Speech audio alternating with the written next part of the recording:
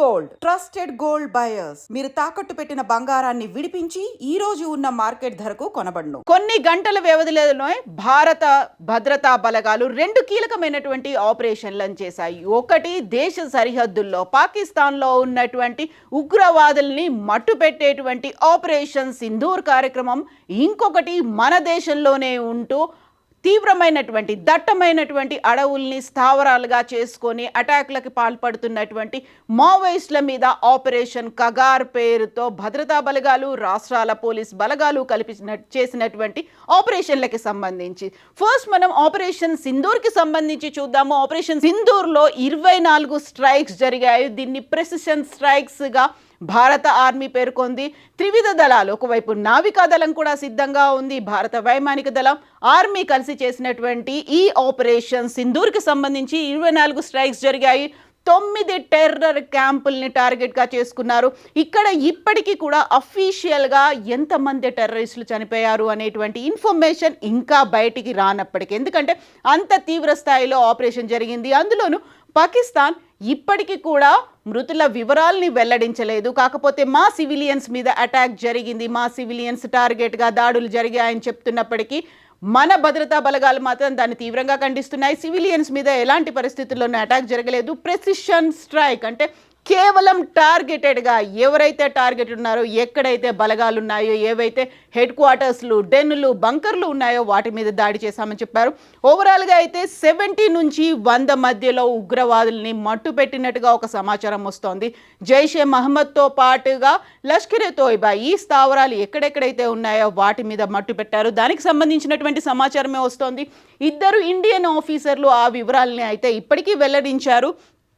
Sophia Qureshi, Vyomika Singh, ఇద్దరు army and air ఫోర్స్కి సంబంధించినటువంటి 2 అధికారులు ఈ వివరాలని వెల్లడించారు. ఇది ఆల్మోస్ట్ తెల్లవారుజామున 1:30 మధ్యలో జరిగినట్టుగా, 1:30, 1:50 మధ్యలో జరిగినట్టుగా మనకు అందుతున్నటువంటి సమాచారాన్ని బట్టి తెలుస్తోంది. ఈ వివరాలు అనేవి ఆపరేషన్ సింధూర్కి సంబంధించి. ఇక ఆపరేషన్ కగార్కి సంబంధించి చూసుకుంటే వస్తున్నటువంటి ఇన్ఫర్మేషన్ని కూడా ఆపరేషన్ సింధూర్కి సంబంధించి ఇప్పటికీ భద్రతా బలగాలకు చెందినటువంటి ఆర్మీ అండ్ ఎయిర్ ఫోర్స్ అధికారులు వివరాలని వెల్లడించారు. ఇక్కడ ఛత్తీస్గఢ్ అడవుల్లో జరుగుతున్నటువంటి, కర్రెగుట్టల్లో జరుగుతున్నటువంటి ఆపరేషన్ కగార్కి సంబంధించి ఛత్తీస్గఢ్ హోంమంత్రి అయితే వివరాలని వెల్లడించారు. మనం ఒక గంట కింద చూసుకున్నటువంటి న్యూస్ని బట్టి చూసుకుంటే more than 15 Naxals killed in gun fight near Chhattisgarh, Telangana border అనేది వస్తోంది. కాకపోతే ఈ మధ్య ఇప్పుడే వెరీ లేటెస్ట్గా ఛత్తీస్గఢ్ హోమ్ మినిస్టర్ విక్రమ్ మాట్లాడినటువంటి దాన్ని బట్టి చూస్తే 24 మంది నక్సల్స్ని మట్టుపెట్టారు అనేది. కర్రెగుట్టలు అనేది 280 ఎకరాల విస్తీర్ణంలో విస్తరించి ఉన్నటువంటి ఈ కర్రెగుట్టల్లో బోల్డ్ అన్ని డెన్లు ఉన్నాయి, గుహలు అనేవి ఉన్నాయి, బంకర్లు అనేవి ఉన్నాయి. కర్రెగుట్టల చుట్టూ కూడా డంపుల్ని ఏర్పాటు చేశారని, దాదాపుగా 3000 మంది భద్రతా బలగాలు, at the same time Chhattisgarh, Andhra, Odisha, తెలంగాణకి సంబంధించినటువంటి రాష్ట్ర పోలీస్ బలగాలు కూడా మోహరించారు.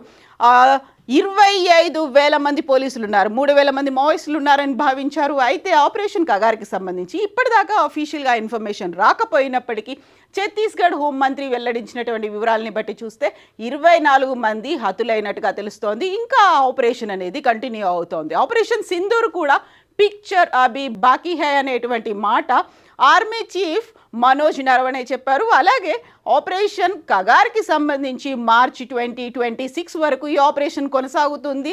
చివరి మావోయిస్ట్ని అంతం చేసే వరకు కూడా ఆపరేషన్ కగార్ అనేది ఉంటుంది. మావోయిస్టులని తుదం ముట్టించడమే లక్ష్యంగా, ఇప్పుడు వాళ్ళు చివరి శ్వాస పీల్చుకుంటున్నారు, వాళ్ళందరినీ తుదం ముట్టించడమే లక్ష్యంగా ఆపరేషన్ కగార్ కొనసాగుతుంది. ఇంకా ఆపరేషన్ సింధూర్కి సంబంధించి చూసుకుంటే మన అమాయకులైనటువంటి అక్కడ ఉన్నటువంటి టూరిస్టులు ప్రజల మీద అటాక్ చేశారు, వాళ్ళ ప్రాణాలను తీసుకున్నారు. కాబట్టి ఎట్టి పరిస్థితుల్లోనూ ఎక్కడ దాక్కున్నా మేము వదిలిపెట్టము అంటూ ప్రపంచానికి వివరించి చెప్పారు మోదీ. బీహార్ ఎన్నికల ప్రచారంలో భాగంగా ఆయన చేసినటువంటి వ్యాఖ్యల్ని మరొకసారి గుర్తు చేసుకుంటున్నారు.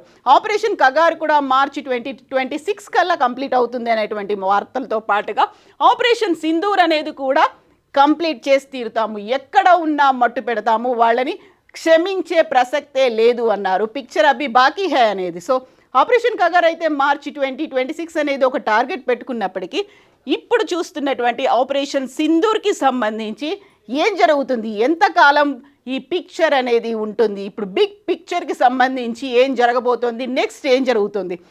పాకిస్తాన్ అయితే చెప్తోంది మేము భారతదేశానికి చెందినటువంటి జెట్లని కూల్ చేశామని. బట్ మన దగ్గర నుంచి మాత్రం ఆ ఖండన వచ్చింది, ఆ వార్త వచ్చింది, మా ఫ్లైట్స్, మా జెట్స్ ఏవి పాకిస్తాన్ గగనతలం మీదకి వెళ్ళలేదు అని. ఓవరాల్గా అయితే కౌంట్ అనేది ఇప్పటికీ తెలీదు, టైం కూడా తెలియదు. పిక్చర్ అభి బాకీ హై కాబట్టి ఏం జరుగుతుంది, ఎంతమందిని మరణిస్తారు, ఎట్ ద సేమ్ టైం తీసుకోవాల్సినటువంటి జాగ్రత్తలు ఏంటి. ఒక యుద్ధ వాతావరణం అయితే ఉంది, సరిహద్దులు అప్రమత్తమై ఉన్నారు, రాష్ట్రాలకి సమాచారం అందింది. అండ్ బోర్డర్లో కూడా అడపాదడపా జరుగుతున్నటువంటి సీజ్ ఫైర్ ఇన్సిడెంట్స్లు. ఈ ఆపరేషన్ సింధూర్ తర్వాత ఏం జరగబోతోంది, ఒక బిగ్ క్వశ్చన్ మార్క్. నిజంగా ప్రస్తుతం ఉన్నటువంటి సమాజం దేనికి ప్రయారిటీ ఇస్తుంది?